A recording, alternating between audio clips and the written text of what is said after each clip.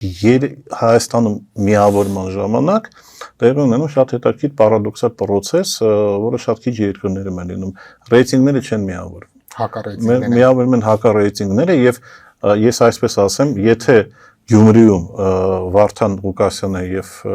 Մարտուն Գրիգորյանը միասնական դաշինք կազմեին,